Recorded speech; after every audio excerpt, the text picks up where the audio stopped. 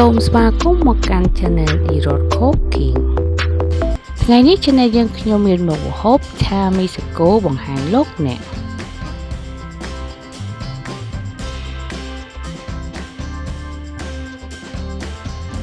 គ្រឿងផ្សំមានមីម៉ាម៉ាសាច់គោស្ករសអំបិលប៊ីចេងខ្ទឹមសចិញ្ច្រាំផ្នែកបន្លែមានខាត់ណានិងការ៉ុត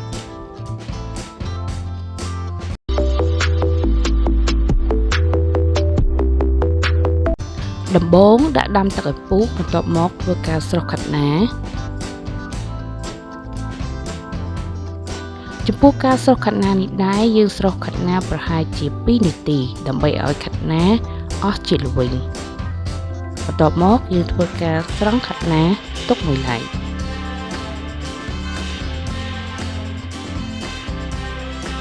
បន្ទាប់មកទៀតយើងចាប់ផ្ដើមស្រុះមីម៉ាម៉ាវិញម្ដង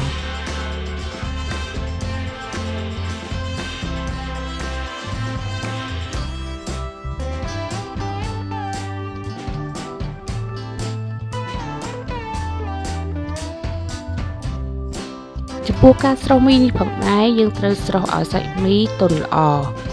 ចាបន្ទាប់មកយើងធ្វើការស្រង់សាច់មីទុកមួយឡែក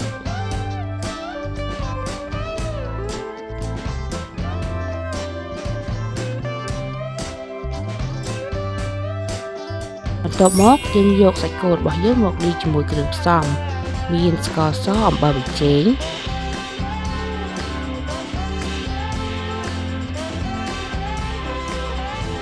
ខ្ញុំប្រើខ្លាញ់មី2កញ្ចប់និងអំបិលមី2កញ្ចប់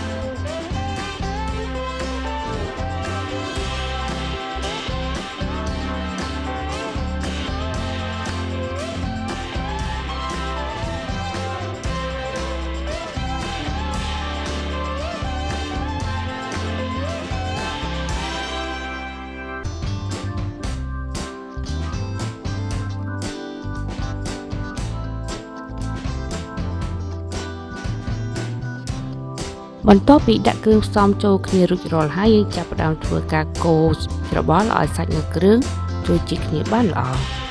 បន្ទាប់មកដាក់ខ្លាញ់ឲ្យក្តៅរួចដាក់ខ្ទឹមសចូលយើងធ្វើការឆាត្រឡប់ខ្ទឹមសឲ្យក្រហមល្អពេលខ្ទឹមសក្រហមហើយយើងចាប់ផ្ដើមដាក់សាច់ដែលយើងលាយផ្សំគ្រឿងរួចរាល់នោះចូលបន្ទាប់មកធ្វើការកូរច្របល់ឆាសាច់រហូតដល់ឆ្អិនល្អ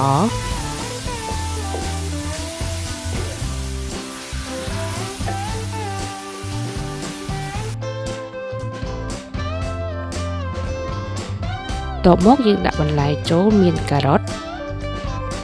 និងខាត់ណាដែលបានស្រុះរួចហើយយើងធ្វើការឆាច្របល់ខាត់ណានិងសាច់របស់យើងឲ្យចូលជាតិគ្នាបានល្អ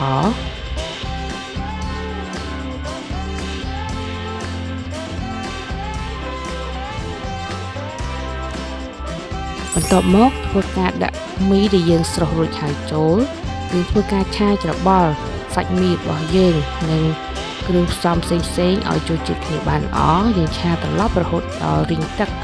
ស្ងួតល្អជាការស្រេច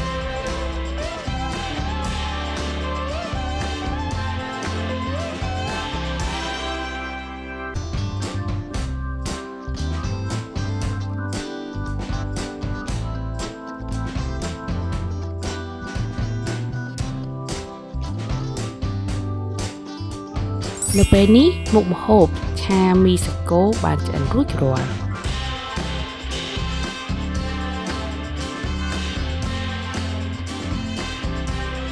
សូមចុច Subscribe និងសញ្ញារូបកណ្ដឹងដើម្បីទទួលបានវីដេអូថ្មីៗពី Channel យើងខ្ញុំ